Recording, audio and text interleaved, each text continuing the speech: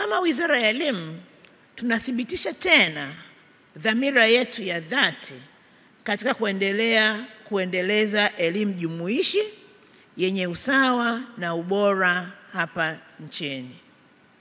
Kupitia mpango wa maendeleo wa sekta ya elimu, serikali yetu imetenga zaidi ya 14% ya rasilimali za ndani kwa ajili ya miradi ya maendeleo ya elimu, hatua ambayo inatupelekea katika uendelevu wa elimu.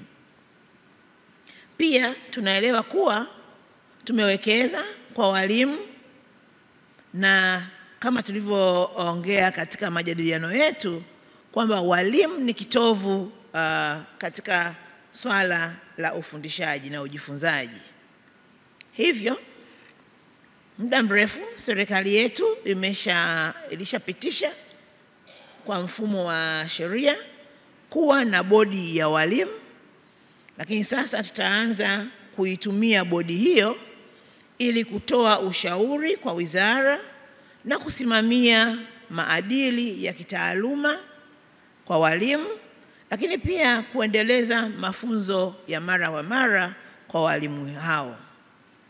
Sambamba na hiyo pia mafunzo endelevu kwa walimu katika maeneo ya tehama, tumeongelea masuala ya akili unde, lakini pia katika stadi mbalimbali za kufundisha ili waendane na mabadiliko ya mitaala na kuandaa wanafunzi kwa soko la ajira linalobadilika.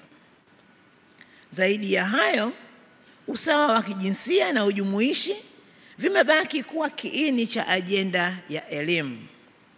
Wizara inatekeleza mikakati mahususi kusaidia makundi yaliyoko pembezoni, wakiwemo wasichana na wanafunzi wenye mahitaji maalum, na tunahakikisha kuwa hakuna mtoto wa Kitanzania anayebaki nyuma katika swala la elimu.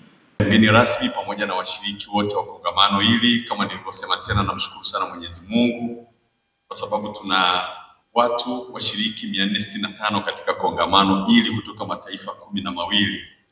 Unapokuwa na watu 465, wengi wakiwa ni wageni na wenyeji, na tukaweza kukaa katika ukumbi huu kwa takriban siku 3 na tukafika siku ya mwisho tukiwa wazima, tunawiwa sana kumshukuru Mungu, maana mengi huweza kutokea na ambayo angeweza kabisa kufanya kongamano letu lisiendelee vizuri. Kwa hiyo kwa hilo namshukuru sana Mungu.